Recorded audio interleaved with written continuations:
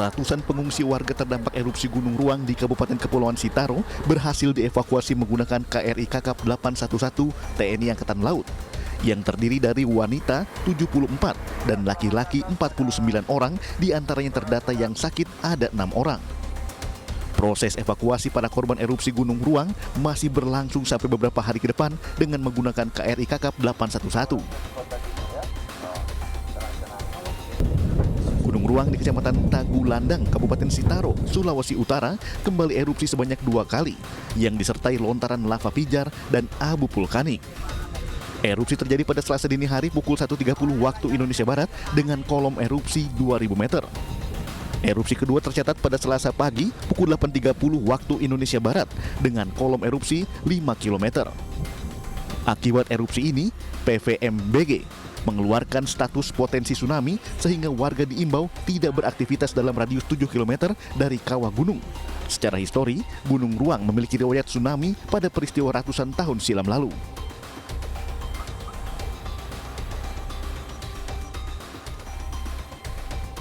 Kecelakaan lalu lintas terjadi di ruas tol Jakarta Cikampek kilometer 6 arah Jakarta, wilayah Jati Bening, Pondok Gede, Kota Bekasi, Jawa Barat pada Rabu pagi. Satu minibus terbakar usai terpental lantaran ditabrak mobil pickup bermuatan cabai rawit di jalur 4 saat mengganti ban yang pecah. Pengemudi minibus berhasil menyelamatkan diri, sementara pengemudi pickup dan kernetnya terluka. Sementara itu, petugas Jasa Marga, Patroli Jalan Raya, dan unit Laka Lantas Polres Metro Bekasi Kota yang datang ke lokasi langsung mengolah tempat kejadian perkara. Mobil pickup yang ringsek pada bagian depan dan minibus yang terbakar kemudian dievakuasi menggunakan mobil derek milik Jasa Marga.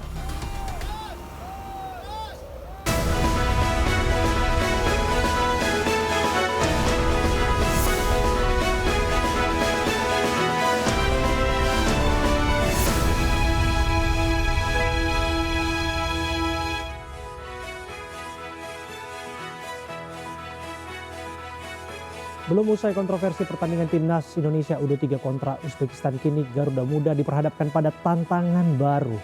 Asisten wasit VAR yang akan bertugas dalam laga Indonesia kontra Irak Kamis 2 Mei besok adalah Sivakorn Pudong. Wasil asal Thailand tersebut adalah wasit yang menganulir gol Muhammad Ferrari saat Indonesia bersua Uzbekistan di semifinal Piala Asia U23. PSSI bahkan disebutkan sudah resmi mengajukan protes terhadap kepemimpinan wasit dalam laga tersebut. Lantas apakah ini akan menjadi cobaan yang membuat semakin terjalnya jalan Indonesia menuju Faris? Kita bahas selengkapnya di Prime Show bersama saya, Abraham Silaban. Pemirsa, sebelum ke informasi tersebut, kita akan melihat informasi mengenai Hari Buruh. Kita ucapkan selamat Hari Buruh untuk seluruh pekerja di tanah air. May Day diperingati dengan maraknya aksi unjuk rasa besar-besaran di belahan Nusantara.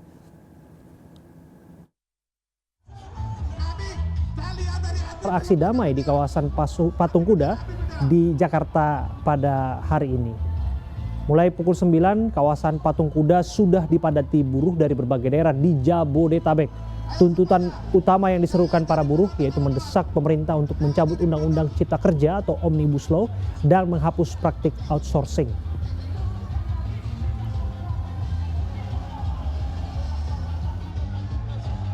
Yang pertama, cabut Omnibus Law Undang-Undang Cipta Kerja. Yang kedua, kami menyebutnya HOS-TUM. HOS, hapus outsourcing. TUM, tolak upah murah. Dua isu tersebut yang menjadi persoalan buruh dalam 5 tahun terakhir. Omnibus Law Undang-Undang Cipta Kerja mengakibatkan PHK di mana-mana. Jadi tidak benar Undang-Undang Cipta Kerja menarik investasi baru dan menyerap tenaga kerja. Yang benar adalah PHK di mana-mana. Tahun 2024 ratusan ribu buruh di PHK. Tahun 2023 juga ratusan ribu buruh di PHK.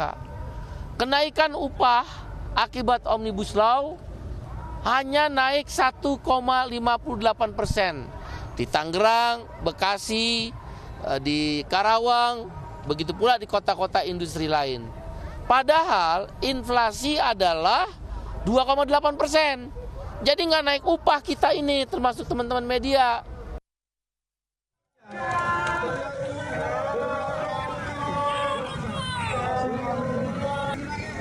Sementara masa aksi dari berbagai organisasi buruh membakar seluruh papan tuntutan yang dibawa peserta aksi yang digelar di depan kantor DPRD Sulsel, Kota Makassar, Sulawesi Selatan. Aksi massa menuntut Undang-Undang Pokok Ketenagakerjaan yang baru dan lahir dalam proses demokratis, hentikan politik upah murah, hentikan sistem kerja kontrak ataupun outsourcing, dan menolak kriminalisasi buruh.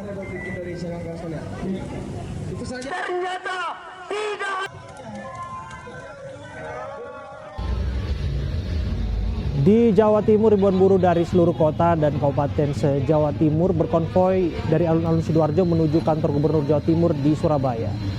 Para buruh akan menemui penanggung jawab Gubernur Jawa Timur untuk menyuarakan tuntutan mereka, yakni mencabut Undang-Undang Omnibus Law dan menghapus sistem outsourcing.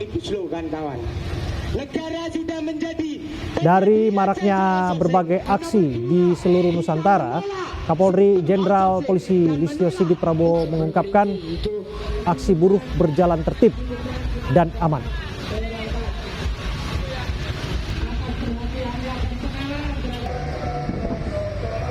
Dari hasil pemantauan yang kita ikuti, hari ini ada kurang lebih 71 titik yang diikuti oleh kurang lebih 121 elemen dan puluhan ribu buruh yang tersebar di seluruh Indonesia. Dan salah satunya hari ini rekan-rekan buruh yang ada di Jakarta melaksanakan kegiatan di Istora Senayan. Walaupun sebelumnya tentunya melaksanakan kegiatan dalam rangka memperjuangkan hak buruh, kesejahteraan buruh, perlindungan, dan tentunya hal-hal lain. Saya berterima kasih bahwa dari rangkaian kegiatan teman-teman Serikat Buruh yang kita ikuti dari tadi pagi sampai dengan hari ini, semuanya berjalan dengan lancar, dengan aman, dengan tertib, dan setelah ini dari lapangan akan berpindah masuk ke Istora untuk bersama-sama melaksanakan rangkaian kegiatan yang akan dilaksanakan di Hari Buruh Internasional.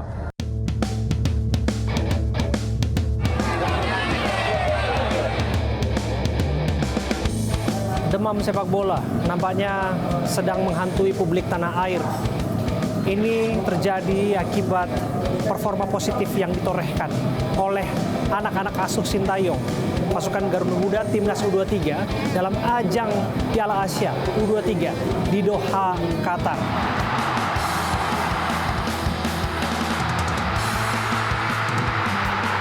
Setelah saya tadi mencetak gol, padahal kita masih bisa dibilang beruntung untuk hari ini, tapi ada kejanggalan bagi saya dari pihak-pihak wasit yang tidak menguntungkan buat kita.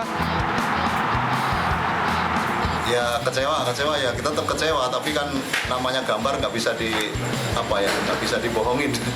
Itu aja. Yang penting kita tetap semangat, mudah-mudahan masih ada kesempatan esok.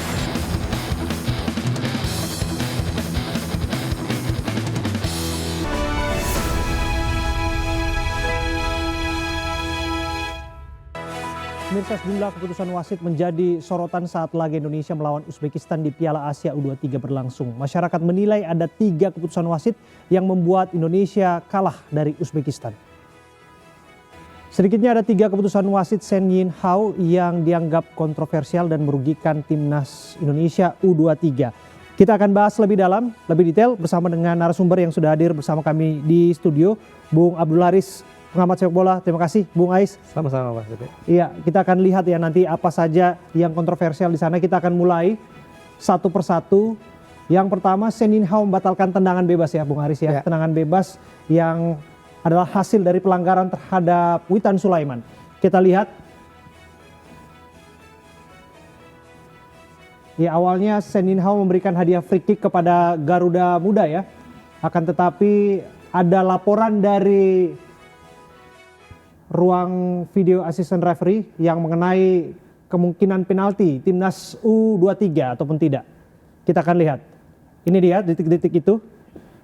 Witan dilanggar di sana. Iya, ini memang agak rancu ya karena di sana, nah ini kejadiannya tepat ada di dalam kotak penalti atau minimal Witan menginjak garis penalti ya. Iya. Dan ada possible penalti saat itu. Kita lihat ada tayangan ulangnya, kita sengaja perlambat lagi ya Mas Haris ya, untuk memperjelas kemudian mengapa kemudian ada anggapan bahwa ini diduga tadinya adalah penalti. Betul. Nah ini dia, ada pelanggaran yang dilakukan, Witan terlihat kesakitan dan protes di sana, dan ada sentuhan terhadap kaki Witan di sana melalui paha sebelah kiri dari bek pemain Uzbekistan ya. Betul, awalnya wasit Sen Yin Hao ini meniup peluit untuk pelanggaran ya, tapi Iya. bukan di dalam kotak penalti, di luar ya, sedikit di luar kotak penalti. Namun ada call dari VAR yang membuat akhirnya ada pengecekan ya, possible penalti. Tapi kenyataannya justru di sini dianggap tidak pelanggaran.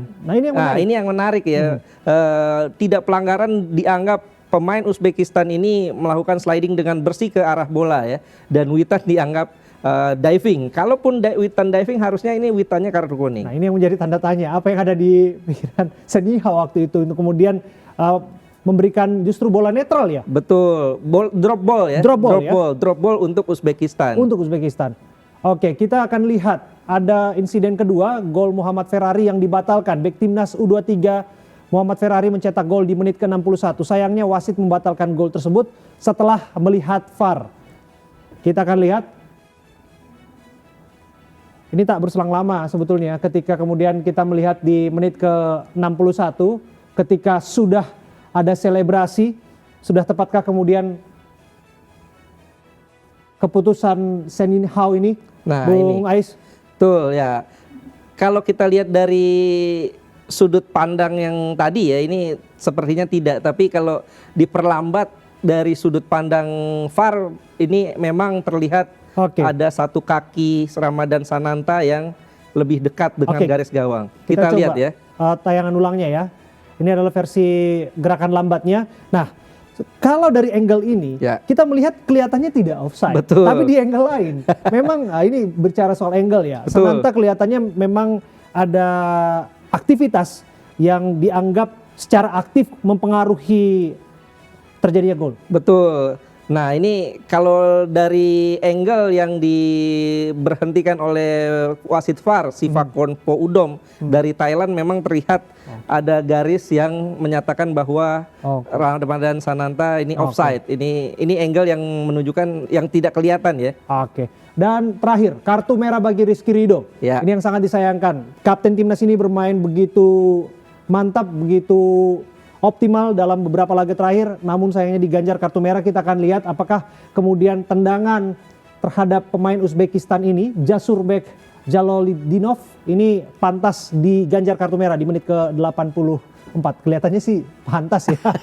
Atau saya yang agak berlebihan ini Bung Ais? Iya, ini awalnya wasit tidak memberikan pelanggarannya, tidak meniup peluit. Dia memberikan bola jalan, tapi karena ada call dari ruang VAR, akhirnya wasit setelah mengecek video VAR menyatakan ini penalti karena ada gerakan lanjutan dari Rizky Ridho yang menstamping ya ibaratnya paha dari Jasurbek Jalolidinov ini nomor 10. Jadi Anda sependapat bahwa ini kartu merah?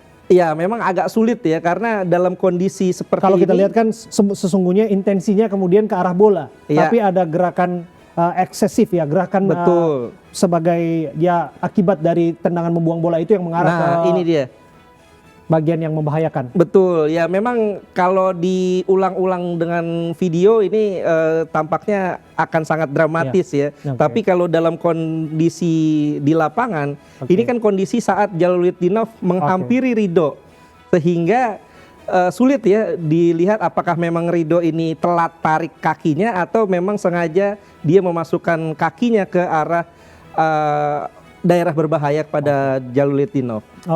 Kalau kita lihat ya, apa yang kemudian hasil dari pertandingan ini, tentu saja keputusan-keputusan itu dianggap mengecewakan. Bahkan ini juga disampaikan oleh pemain timnas. Ada Justin Hubner yang menyampaikan protesnya, ia kecewa terhadap pimpinan Sen Yin Hao yang diunggahnya dalam media sosialnya. Tapi lepas daripada apa yang disampaikan oleh Justin Hubner, nah ini dia, kita harus blur itu.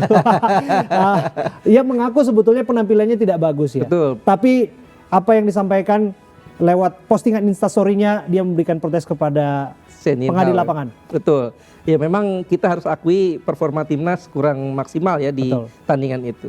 Oke. Dan bicara soal Shen Yinhao, kita mau lihat ini sosok wasitnya. Sebetulnya wasit berkebangsaan Cina ini masih relatif muda, Betul. Mas Ais. Usianya 38 tahun, ia memiliki lisensi FIFA sejak tahun 2018. Ia berpengalaman di Piala AFC, bahkan Liga Super Cina juga ia cukup mengadili berbagai banyak pertandingan lah ya, berbagai macam pertandingan. Dan Shen Yinhao ini juga pelatih yang memberikan penalti saat Indonesia menghadapi Kamboja di SEA Games kemarin ya.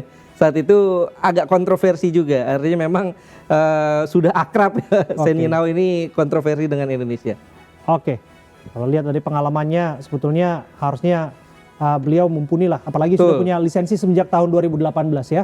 Dan kemudian kalau kita lihat ada satu hal yang menjadi perbincangan belakangan ini karena Sifakon Puudom ini adalah wasit VAR yang bertugas pada waktu itu dan akan bertugas lagi pada saat Indonesia nanti akan menghadapi Irak perbuatan tempat ketiga. Iya, memang sudah ditentukan bahwa Sifakon Puudom bedanya sekarang dia bukan wasit VAR utama tapi asisten wasit VAR ya.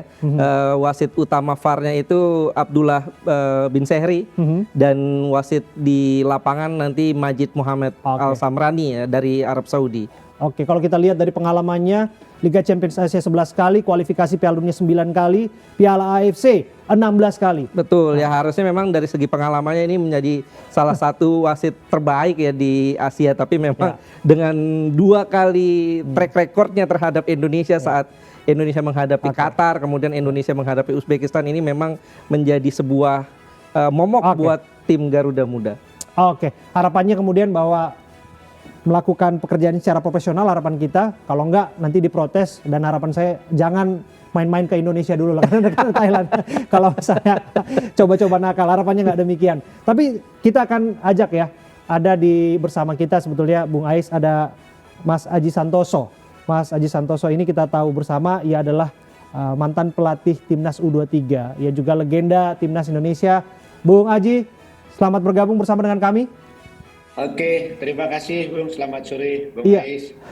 Bung Aji, sebetulnya ada kekecewaan yang diluapkan oleh pecinta sepak bola di tanah air, tapi lepas dari itu ada ketakutan mengenai apakah kemudian wasit ini akan berulah lagi. Apalagi kita lihat wasit yang menangani VAR-nya juga turut akan mengambil bagian dalam match terakhir kita di Piala Asia U23. Komentar Anda?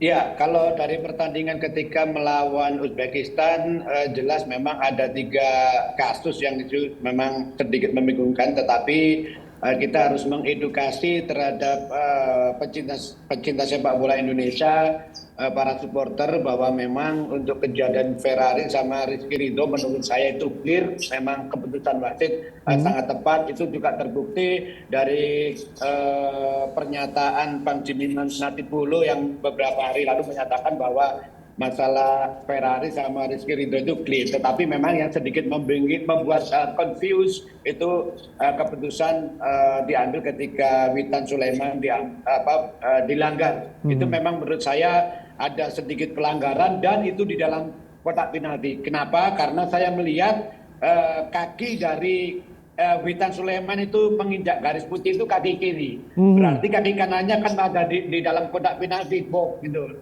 Itu saya memang sedikit membingungkan.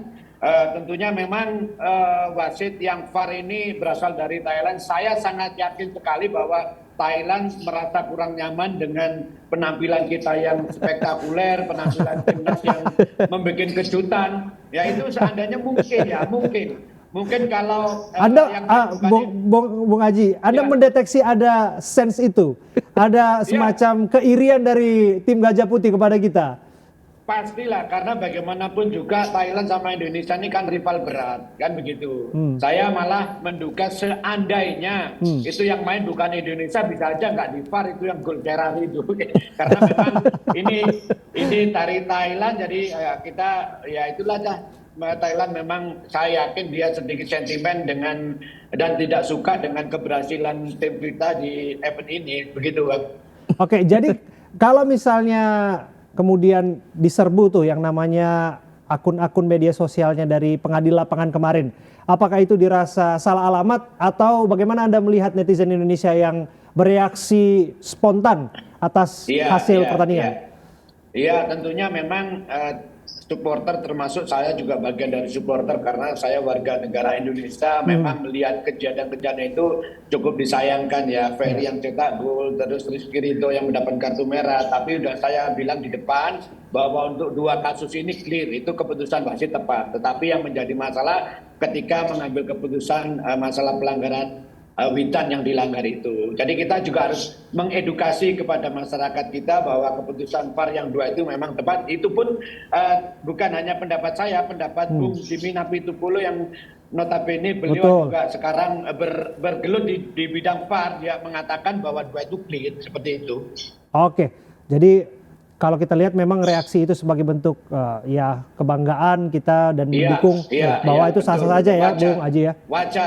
Wajar ya. Tapi kita coba lihat ya, ada momen udik yang mewarnai nonton bareng di laga Indonesia kontra Uzbekistan, di mana ada sejumlah masyarakat ataupun warga yang menonton kesal dan mereka menyampaikan kekesalannya, dan kesalahan itu terekam video dan viral di media sosial.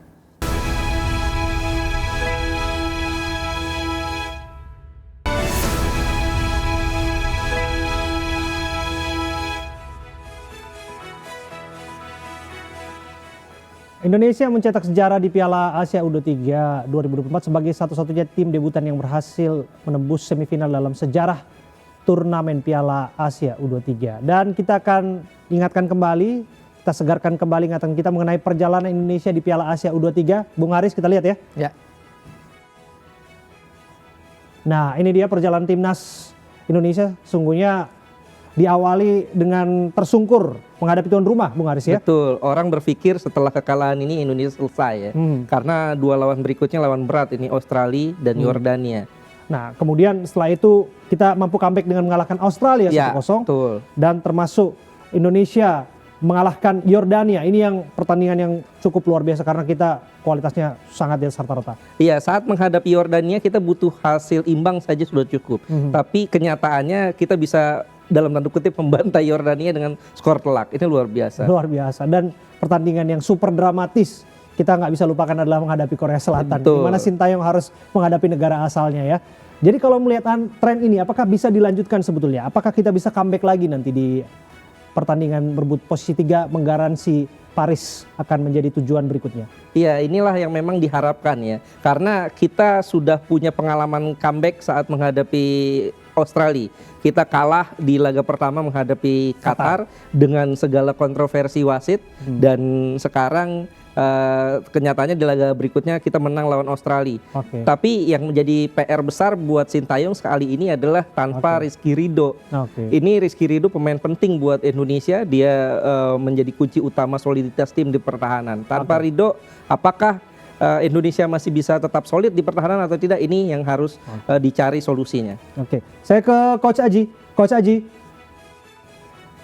Coach, akankah kemudian isu mengenai netralitas wasit yang tidak dianggap tidak profesional dan sebagainya begitu ya, apakah ini akan mengganggu konsentrasi pemain timnas kita Garuda Muda ini, mengingat bahwa bahkan PSSI pun sudah mengajukan protes secara resmi mengenai performa pengadil lapangan?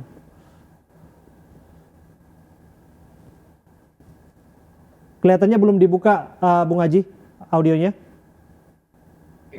Sorry. Iya, silakan. Jadi kalau melakukan protes terhadap AFC itu tentunya bagian dari pengurus ya. Saya hanya berharap untuk pemain-pemain jangan fokus terhadap wasit, kepemimpinan wasit. Jangan fokus karena nanti akan merusak konsentrasi pemain. Jadi menurut saya pemain tetap fokus dengan pertandingan, jangan berpikiran nanti bagaimana kalau kita dikerjain wasit, bagaimana kalau wasit tidak fair. Itu justru nanti tidak akan fokus, dan kalau pemain tidak akan fokus, permainan kita tidak akan seperti biasanya, terutama pertandingan lawan Jordan dan Korea Selatan itu sangat luar biasa. Tetapi kalau pemain-pemain hanya fokus untuk pertandingan, saya sangat yakin pemain-pemain ini bisa comeback seperti pertandingan-pertandingan yang sudah dilalui. Jadi menurut saya yang terpenting adalah pemain tidak usah terlalu fokus bagaimana wasit nanti memimpin, tetapi lebih fokus pada pertandingan itu sendiri. Seperti itu. Apa yang menjadi catatan Coach Aji yang menjadi perhatian penting bagi anak-anak muda yang bertarung di sana? Iya, setelah pertandingan kita kalah dengan Uzbekistan, tentunya ini memang agak sedikit susah mengangkat mental pemain. Tetapi saya sangat yakin mungkin pengurus juga Coach Sintayong sudah mengerti bagaimana cara untuk mengalihkan mental pemain. Ya, satu motivasi yang terpenting adalah memberikan rangsangan kepada pemain bahwa bagaimanapun juga pertandingan ketiga ini sangat-sangat penting. Kenapa? Kalau pertandingan ketiga nanti kita bisa menang, itu berarti tiket secara otomatis Olimpiade 2024 di Paris pasti ada di genggaman. Jadi itu tentunya menjadi salah satu target, menjadi satu motivasi supaya pemain bisa fokus, bisa kembali ke permainan terbaiknya. Seperti itu, Bung. Oke, saya ke Bung Ais ya. Bung Ais, apakah Irak bisa kita kalahkan? Iya, memang kalau kita lihat dari awal, seandainya mentalitas para pemain bisa kembali diangkat, kemudian juga Sintayong bisa menerapkan strategi yang tepat dan juga para pemain bisa tampil dengan tenang, saya pikir kenapa tidak? Kita dalam perjalanannya sudah mengalahkan Australia, mengalahkan Yordania, bahkan mengalahkan Korea Selatan yang notabene salah satu tim favorit juara. Kenapa Irak tidak itu? Artinya yang penting percaya dulu, yakin dulu, mentalitas ini yang perlu ditanamkan kepada para pemain untuk bisa tampil di Olimpiade nanti. Oke, apalagi tampaknya menjadi amunisi tambahan ketika strike bisa bermain kembali ya. Betul. Ya memang kemarin saat menghadapi Uzbekistan tanpa Rafael Strike ini terlihat sekali ada yang kurang di lini depan Indonesia ya, bahwa Sintayong membutuhkan seorang striker penjelajah. Sementara sisa yang lain saat strike absen adalah Sananta dan Hoki Caraka, ini adalah tipikal target man, bukan tipikal yang memang dibutuhkan oleh strategi Sintayong. Oke, saya geser ke Coach Aji. Coach, apakah betul kemudian ada anggapan bahwa Coach Sintayong nggak bisa apa-apa tanpa strike? Ini kemudian disimpulkan bahwa apa yang dicapai timnas kemudian adalah hasil ataupun buah dari naturalisasi jalur cepat untuk mendapatkan prestasi. Bagaimana Anda melihatnya? Ya, sepak bola itu kan kolektivitas tim ya. Jadi memang kita harus akui stok striker kita memang ada 3, Rafael, Sananta sama Hoki. Memang salah satu senjata di penyerangan timnya Coach Sintayong adalah memang Rafael, yang lainnya adalah pengganti gitu loh. Jadi memang kita juga bisa menyadari dengan tidak bisa mainnya Rafael di pertandingan lawan Uzbekistan, memang sedikit meredus ketajaman lini depan kita. Terbukti kita juga jarang mendapatkan peluang, jarang mendapatkan chance yang bisa menghasilkan skor ya. Tetapi sekali lagi kita tidak boleh juga menjudge Coach Sintayong bahwa tanpa Rafael Coach Sintayong tidak bisa apa-apa, tidak boleh juga seperti itu, karena bagaimanapun juga tentunya ketika Rafael tidak bisa main, Coach Sintayong dan tim juga memikirkan pemikirannya juga mungkin pusing ya, bagaimana untuk mencari ini. Memang ada Rahmat Sananta, tapi kita jujur akui bahwa selama ini yang menjadi pilihan utama adalah Rafael Stoit gitu loh. Jadi menurut saya tidak tepat juga alasan-alasan seperti itu. Kita harus melihat apa yang dicapai Coach Sintayong di tim ini juga luar biasa, seperti itu. Oke, Anda sependapat Bung Haris yang menganggap bahwa Coach Sintayong sudah melakukan tugas yang baik, tapi di sisi lain kan kita tetap mendengar ada narasi ataupun wacana yang juga mengkritik secara keras kepada Sintayong. Iya, ini awalnya memang Coach Sintayong hanya ditargetkan bahwa tim ini lolos ke perempat final. Betul. Dan dia sudah melakukan itu. Meskipun pada awalnya saat di jumpa pers dia bilang bahwa tim ini akan lolos sampai ke semifinal dan itu terbukti. Artinya apa? Bahwa Coach Sintayong ini telah mengeluarkan apa yang dia miliki ya, dan dia sudah mencapai target dan terbukti bahwa di tangan Coach Sintayong ini prestasi sepak bola Indonesia meningkat, baik itu di level senior dan sekarang dibuktikan lagi di level under 23 dan juga melihat absennya Rafael Strijk kemarin ya, sebetulnya waktu lawan Vietnam juga Strijk kan absen juga. Betul. Di kualifikasi Piala Dunia Piala kemarin Dunia, ya di betul. level senior, dan kenyataannya kita bisa menang dengan skor telak ya 3-0 di Hanoi. Artinya memang saat menghadapi Uzbekistan kita tidak bisa menang, memang kita harus lihat juga bahwa kualitas lawan di atas level kita ya, bagaimana transisi menyerang mereka dengan bagus, bagaimana juga fisik mereka dan power mereka, body balance mereka lebih bagus. Ini yang saya pikir juga tidak melulu bahwa absennya Strijk menjadi alasan kekalahan Indonesia. Oke, saya terakhir ke Bung Aji ya. Bung Aji, menurut Anda apakah kita bisa langsung bungkus nih Paris dalam pertandingan ataupun match menghadapi Irak, atau kita harus tetap bersabar nanti di pertarungan menghadapi Guinea? Ya, tergantung dari penampilan pemain. Kalau pemain itu sudah bisa melupakan kekalahan lawan Uzbekistan, terus menata kembali mental dan menemukan performance terbaiknya seperti ketika melawan Korea, sangat terbuka untuk bisa mengalahkan Irak. Seperti itu. Oke, Bung Haris. Iya, saya sepakat ya. Artinya kuncinya adalah kita tidak perlu memikirkan bagaimana Irak, tapi kita perlu memikirkan bagaimana mentalitas dan gaya bermain para pemain Indonesia. Jika bermain dalam level terbaik, saya optimis, bismillah Indonesia bisa bungkus tiket ke Olimpiade Paris 2024. Luar biasa, besar harapan kita akan menyaksikan di ajang 4 tahunan itu Indonesia akan ada di dalam ini ajang pertarungan atlet seluruh dunia. Betul. Jika sukses, ini akan menjadi Olimpiade pertama Indonesia sejak 1956. Oh, sudah cukup lama Lama kita sekali. bertarung di sana, dan kita harapkan yang terbaik untuk saya. Terima kasih Bung Aji Santoso, Coach Aji Santoso, sama-sama. mantan pelatih dari Timnas U23, dan juga Bung Abdul Haris. Terima kasih sudah bersama kami. Kami akan kembali saat lagi untuk Anda. Tetaplah bersama kami.